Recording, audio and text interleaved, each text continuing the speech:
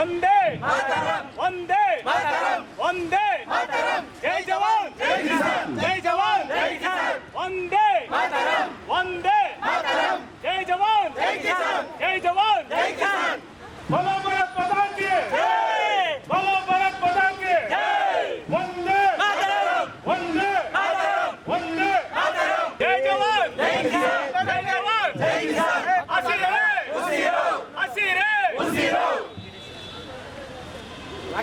बोलो भारत माता की बोलो भारत माता की वंदे वंदे वंदे उसिरे उसिरे उसिरे ರಾಜ್ಯ ಮತ್ತು ಭಾಷೆ ನಾವು ಕಾಪಾಡಬೇಕಾಗಿದೆ. ಆ ದಿಕ್ಕಲ್ಲಿ ನಾವು ಒಂದಿಷ್ಟು ಜಾರಿಗೆರವರ ಮಾರ್ಗದರ್ಶನದಲ್ಲಿ ಹಂಗಂತ ನಾನು ಯಾವುದೇ ಭಾಷೆಗೆ ಬಟ್ ಇಲ್ಲಿ ಬಂದು ಬದುಕನ್ನ ಕಟ್ಕೊಂಡ ಮೇಲೆ ಇಲ್ಲಿ ಅನ್ನ ತಿನ್ಮೇಲೆ ಈ ಭಾಷೆಗೆ ಗೌರವಿಸುವಂತ ಕೆಲಸವನ್ನ ಎಲ್ಲ ರಾಜ್ಯದ ಯಾವುದೇ ರಾಜ್ಯದಲ್ಲಿ ಈ ರೀತಿ ಪ್ರೀತಿಯಿಂದ ಆಹ್ವಾನ ಮಾಡ್ಕೊಂಡು ಮಡಿಲಲ್ಲಿ ಸಾಕಂತ ಜಾಗ ಈ ತಾಯಿ ಭೂಮಿ ಕನ್ನಡಾಂಬೆ ಕರ್ನಾಟಕ. ಹಾಗಾಗಿ ಕರ್ನಾಟಕ ಬಂದಂತ ಯಾವುದೇ ರಾಜ್ಯ ಪ್ರೀತಿ ಕಾವೇರಿ ನೀರಿರ್ಬೋದು, ಇಲ್ಲಿ ಜಾಗ ಸವಲತ್ತು ಎಲ್ಲ ಕೊಡ್ತಾ ಇದ್ದೇವೆ. ಈ ಭಾಷೆಗೆ ಗೌರವ ಕೊಡಿ, ಈ ಜಾತಿ ಮಣ್ಣಿಗೆ ಗೌರವ ಕೊಡಿ, ನಾಡಿಗೆ ಗೌರವ ಕೊಡಿ. ನಿಮ್ಮಲ್ಲಿ ಮತ್ತೊಮ್ಮೆ ಮನವಿ ಮಾಡ್ಕೊತಾ ಇದ್ದೀನಿ. ಈ ಒಂದೇ ಮಾತ್ರ ರಾಷ್ಟ್ರೀಯ ಜನಪರ ಸಂಘಟನೆ ಎಲ್ಲೂ ಕೂಡ ಒಂದು ಕಾರ್ಯಕ್ರಮಕ್ಕೆ ದುಡ್ಡು ಕೊಡಿ ನಿಮ್ಗೆ ಆ ತರದ ನಮ್ಮಲ್ಲಿ ಯಾರೂ ಇಲ್ಲ. ಸಾಫ್ಟ್ವೇರ್ ಇಂಜಿನಿಯರ್ಗಳು, ಅಫಿಷಿಯಲ್ಗಳು, ಇಂಥ ಯೋಧರ ಜೊತೆ ನಾವಿಲ್ಲಿ ಕೈ ಜೋಡಿಸ್ತೇವೆ. ಇವರನ್ನ ಸರಿಯಾಗಿ ನಾವು ಬಳಸ್ಕೊತೀವಿ. ಇವ್ರ ಜೊತೆ ನಾವಿರ್ತೀವಿ, ನಮ್ಮ ಜೊತೆ ಇರ್ತಾರೆ. ಈ ಕಾರ್ಯಕ್ರಮಕ್ಕೆ ಮುಖ್ಯ ಅತಿಥಿಗಳಾಗಿ ಬಂದಂತ ಯೋಧರು ಇವೊಂದು ಒಂದೇ ಮಾತ್ರ ರಾಷ್ಟ್ರೀಯ ಜನಪದ ಸಂಘಟನೆಯನ್ನು ಕುರಿತು ಮಾತಾಡಬೇಕು ಅಂತ ಕೇಳ್ಕೊತೀನಿ. ನಲ್ವಡಿ ಅವರು ಇವತ್ತು ಒಂದೇ ಮಾತರಂ ರಾಷ್ಟ್ರೀಯ ಜನಪದ ಸಂಘಕ್ಕೆ ಅಪರೂಪದ ಕಾರ್ಯಕ್ರಮವನ್ನು ಯೋಜಿಸಿದೆ. ಬಹುಶಃ ಈ ರಾಜಧಾನಿ ಬೆಂಗಳೂರಲ್ಲಿ ಈ ತರದ ವಿಭಿನ್ನವಾದ ಕಾರ್ಯಕ್ರಮ ಯೋಜನೆ ಮಾಡೋದು ಬೇರೆ ಇಲ್ಲ ಅಂತ ನಾನು ಭಾವಿಸ್ತೀನಿ. ಈ ವೇದಿಕೆಯಲ್ಲಿ ಬಾರ್ಡರ್ ಸೆಕ್ಯೂರಿಟಿಯ ಸೈನಿಕರಿದ್ದಾರೆ, ಮತ್ತೆ ಹಿರಿಯರಾದ ತಿಮ್ಮಯ್ಯನವರಿದ್ದಾರೆ, ಹಾಗೆ ನಮ್ಮ ಮಿತ್ರರಾದ ಎಂ ಎ ಆನಂದ್ ಅವರಿದ್ದಾರೆ, ತಾಯಿ ಒಬ್ಬರಿದ್ದಾರೆ. ಹಾಗಾಗಿ ಇದೊಂದು ಅಪರೂಪದ ಕಾರ್ಯಕ್ರಮ.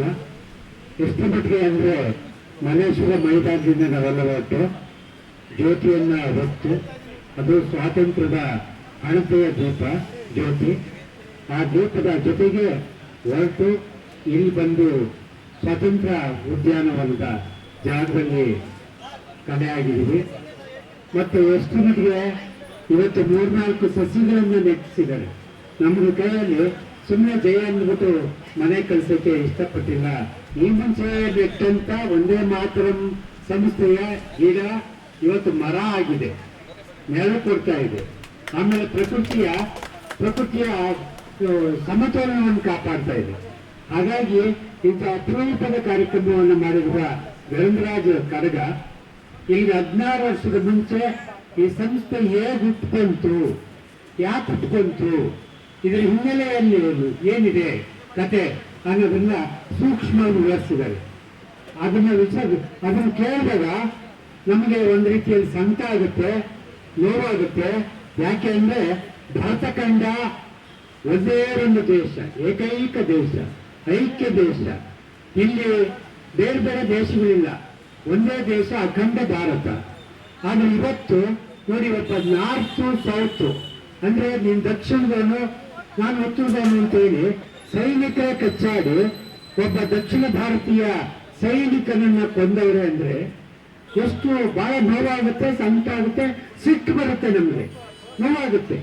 ಆದ್ರೆ ನಮ್ಮ ಸರ್ಕಾರಗಳಿಗಾದ್ರೂ ಒಂಚೂರು ಸ್ಥಳೀಯ ಸಂಸ್ಥೆಗಳಿಗೆ, ಸ್ಥಳೀಯ ಆಡಳಿತಗಾರರಿಗೆ ಸ್ವಲ್ಪ ಪ್ರಜ್ಞೆ ಇರಬೇಕಾಗಿತ್ತು. ಅವತ್ತಿನ ಕಾಲಕ್ಕೆ ಆ ನೊಂದು ಹತ್ಯೆಯಾದಂತ ಒಬ್ಬ ಸೈನಿಕನಿಗೆ, ದಿಲೀಪ್ ಕುಮಾರ್ ಅನ್ನುವ ಒಬ್ಬ ಯುವಕನಿಗೆ ಕನಿಷ್ಠ ಗೌರವವನ್ನು ಕೊಡ್ಬೇಕಾಗಿತ್ತಲ್ವಾ? ಆ ಗೌರವಕ್ಕೂ ಕೂಡ ಚ್ಯುತಿ ಬಂದಾಗ ಇಂಥ ಗೆಳೆಯ ಧರ್ಮರಾಜ್ ಕಡಗ ಅಂತ ಗೆಳೆಯರು, ಯುವಕರು ಸೆಟೆದು ನಿಂತರು, ಬಂಡಾಯ ಎದ್ದು ನಿಂತರು. ಆ ಕಾರಣಕ್ಕೆ ಅವತ್ತು ಒಂದೇ ಮಾತರಂ ಹುಟ್ಕೊಂತು, ಒಂದೇ ಮಾತರಂ ಸಂಸ್ಥೆ ಹುಟ್ಕೊಂತು. ಈ ಒಂದೇ ಮಾತರಂ ಸಂಸ್ಥೆಯನ್ನು ಕೂಡ ಕೆಲವು ಶಕ್ತಿಗಳು, ದೇಶದ ಈ ವಿಚ್ಛಿದ್ರಕಾರಿ ಶಕ್ತಿಗಳಿದಾವಲ್ಲ, ಅವು ದುರುಪಯೋಗ ಮಾಡಿಕೊಳ್ಳುವ ಪ್ರಯತ್ನವನ್ನು ಕೂಡ ಮಾಡಿ ವಿಫಲಗೊಂಡ್ರು. ಇದು ಬಹಳ ದೊಡ್ಡ ವಿಚಾರ. ಇಲ್ಲ ಅಂದ್ರೆ ಧರ್ಮರಾಜ್ ಕಡಗ ಅವ್ರೇನಾದ್ರೂ ಸ್ವಲ್ಪ ಮರಳಾಗಿ ಅವ್ರ ಮಾತುಗಳಿಗೆ ಅವ್ರ ವಿಚಾರಗಳನ್ನ ಬಿಟ್ಟು, ಆದರ್ಶವನ್ನ ಬಿಟ್ಟು, ಸಿದ್ಧಾಂತವನ್ನ ಬಿಟ್ಟು ಅವ್ರೇನಾದ್ರು ಆ ಹಾದಿಯನ್ನ ಇಟ್ಕೊಂಡಿದ್ರೆ ಬಹುಶಃ ಒಂದೇ ಮಾತ್ರ ಸಂಸ್ಥೆ ಇಷ್ಟು ದೀರ್ಘಕಾಲ ಉಳಿಯೋದಕ್ಕೆ ಸಾಧ್ಯ ಆಗ್ತಿಲ್ಲ. ಹಾಗೆ ಈ ಕಾರ್ಯಕ್ರಮಕ್ಕೆ ನನಗೆ ಸಹಕಾರ ನೀಡಿದಂತ ನಮ್ಮ ಜಿಲ್ಲೆಯವರಾದಂಥ ಗಣಸಿ ಸಹಕಾರದವರು ಅವ್ರಿಗೂ ಕೂಡ ಕೊನೆ ಹಂತದಲ್ಲಿ ಅಭಿನಂದನೆ.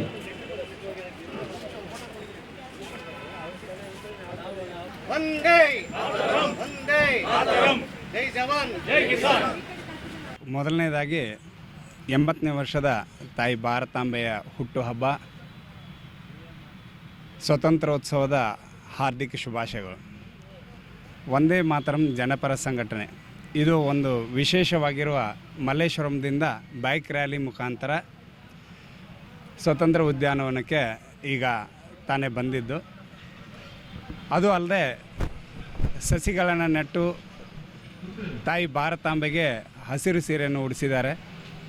ಇವರ ಅನೇಕ ಸಂಘಟನೆಯ ಕಾರ್ಯಕ್ರಮಗಳು, ತುಂಬ ಚಟುವಟಿಕೆಗಳು ಜನಪರವಾಗಿ ಕೆಲಸ ಮಾಡ್ತಾಯಿದೆ. ಕೇವಲ ಜನಪರ ಅಂತ ಅವರು ಹೆಸರಿಟ್ಟಿಲ್ಲ, ಜನಪರವಾಗಿ ಕೆಲಸ ಮಾಡ್ತಾಯಿದ್ದಾರೆ. ದೇಶದ ನಾನಾ ಕಡೆಗಳಲ್ಲಿ ತಾಯಿ ಭಾರತಾಂಬೆನ ತುಂಬ ವಿಜೃಂಭಣೆಯಿಂದ ಮೆರವಣಿಗೆ ಮುಖಾಂತರ ಎಲ್ಲ ಕಡೆಗೆ ತಿರಂಗ ಧ್ವಜವನ್ನು ಹಾರಿಸುತ್ತಾ ತುಂಬ ವಿಜೃಂಭಣೆಯಿಂದ ಎಲ್ಲ ಕಡೆಗೆ ಶೋಭಾಯಾತ್ರೆಗಳು ನಡೀತಾ ಇದ್ದಾವೆ. ಇದೇ ತೆರನಾಗಿ ಮುಂಬರುವ ದಿನಗಳಲ್ಲಿ ಶಾಂತಿಯುತವಾಗಿ ಭಾರತ ದೇಶ ಮುನ್ನಡೆಯುತ್ತದೆ. ಹಾಗೆ ಎಲ್ಲರ ಸಹಕಾರ ತುಂಬ ಅತ್ಯವಶ್ಯಕವಾಗಿದೆ. ಕೇವಲ ವಂದೇ ಮಾತರಂ ಜನಪರ ಸಂಘಟನೆ ಮಾತ್ರ ಮಾಡಿದರೆ ಆಗಲ್ಲ. ದೇಶದ ಪ್ರತಿಯೊಬ್ಬ ವ್ಯಕ್ತಿ ಕೂಡ ದೇಶಕ್ಕಾಗಿ ತನ್ನ ಸಮರ್ಪಣೆಯನ್ನು, ತನ್ನ ಕೊಡುಗೆಯನ್ನು ಕೊಡಬೇಕು ಅಂತ ಹೇಳಿ, ಮತ್ತು ಈ ವಂದೇ ಮಾತರಂ ಜನಪರ ಸಂಘಟನೆ ನಮ್ಮನ್ನು ಕರೆಸಿ ಇಲ್ಲಿ ಸ್ವಾಗತ ಮಾಡಿ ಒಂದು ಸನ್ಮಾನ ಮಾಡಿದ್ದಕ್ಕೆ ಅವರಿಗೆ Indian army ex service man ಕಡೆಯಿಂದ ತುಂಬ ಹೃದಯದ ಧನ್ಯವಾದಗಳನ್ನು ತಲುಪಿಸ್ತೀನಿ.